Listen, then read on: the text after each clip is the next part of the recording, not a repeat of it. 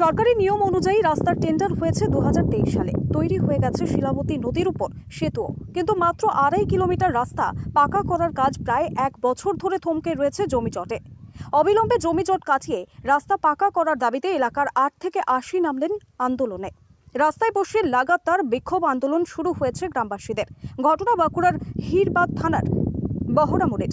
অবরোধের জেরে এদিন সকাল থেকে স্তব্ধ হয়ে যায় বাঁকুড়া রানীবাঁধ রাজ্য সড়কের যান চলাচল। স্থানীয় সূত্রে জানা গেছে, পশ্চিমাঞ্চল উন্নয়ন পর্ষদের উদ্যোগে বাঁকুড়ার হিরবাদ ব্লকের শিলাবতী নদীর বহরামুড়ি ঘাট থেকে শ্যামপুর পর্যন্ত রাস্তা পাকা করার জন্য পাশাপাশি শিলাবতী নদীর উপর একটি সেতু তৈরির কাজ শুরু হয়। 8 মাস আগে সেতু তৈরির কাজ শেষ হয়ে গেলেও জমি জটে আটকে পড়ে রাস্তা পাকা করার কাজ।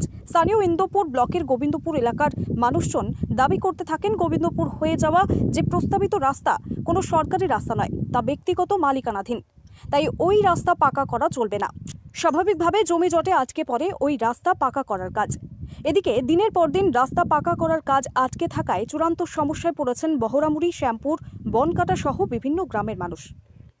দিনের পর দিন বেহাল কাঁচা রাস্তা দিয়ে যাতায়াত করতে গিয়ে চূড়ান্ত সমস্যায় পড়তে হয় এলাকার মানুষকে। বারবার প্রশাসনের দ্বারস্থ হয়েও পরিস্থিতির বদল না হওয়ায় পাকা রাস্তার দাবিতে বহরামুড়ি গ্রামের মানুষজন বাঁকুড়া খাতড়া রাজ্য সড়ক অবরোধ করে বিক্ষোভ শুরু করেন।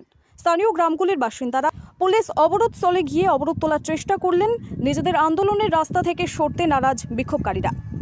আমাদের রাস্তা যাওয়া আসার জন্য কোনো রাস্তা নাই, একটা রুগীকে নিয়ে যাওয়ার জন্য কোনো রাস্তা নাই, খাটে টুলি করে রুগীকে নিয়ে যাওয়া হয়। আমাদের কি রাস্তা হবে না?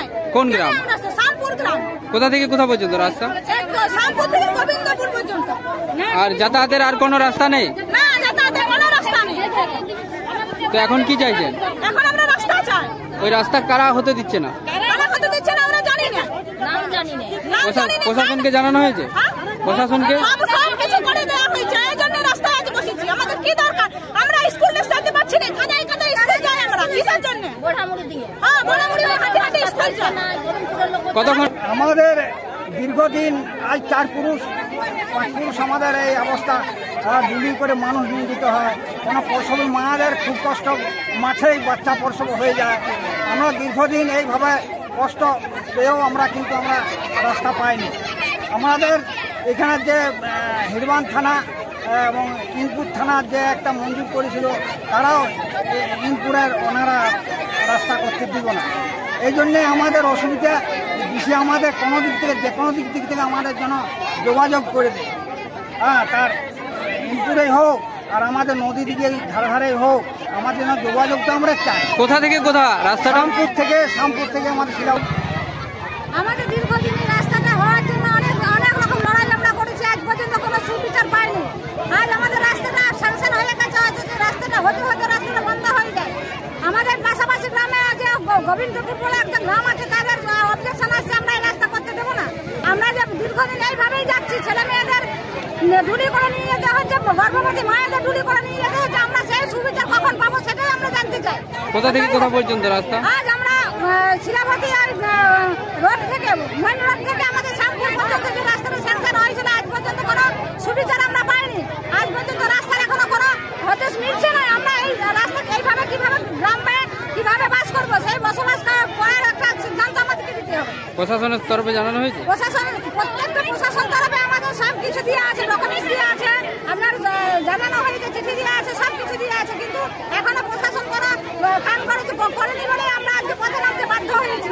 এই পথে পাইল স্টিল ফার্নিচার। আপনি কি স্বপ্নের বাড়ি তৈরি করেছেন কিন্তু ঘর সাজানো নিয়ে চিন্তিত? তবে আর চিন্তা করার কোনো কারণ নেই। আজই আসুন পাইল স্টিল ফার্নিচারে। এখানে একই ছাদের নিচে পেয়ে যাবেন নিজস্ব কারখানায় তৈরি স্টিলের আলমারি, শোকেস, খাট, গদি, নিত্য নতুন বিভিন্ন ডিজাইনের সোফা, চেয়ার থেকে শুরু করে ঘর সাজানোর বিভিন্ন আসবাব। এছাড়াও পুরনো আলমারি এবং শোকেস রং এবং সারানো হয়। ঘরকে মনের মতো সাজাতে আপনাকে আসতেই হবে পাইল স্টিল ফার্নিচারে। পাইকারি দরে খুচরো বিক্রেতা। ঠিকানা একটাই, বীরেশ্বর কোল্ড স্টোরের সন্নিকটে, কতুলপুর মিলমোড়, বাঁকুড়া।